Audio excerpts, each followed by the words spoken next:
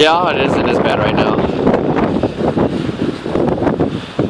Blizzard of 2014 at the Chase residence. Got the nice curtains up. There's Emily creeping in the window over there. Gonna walk over here. It's not blowing as bad right now, but still pretty good. There's their driveway. There's the trucks. About 4 or 5 foot snow drifts. -5 degrees, 60 mile an hour winds. I'm gonna try and get the trucks out.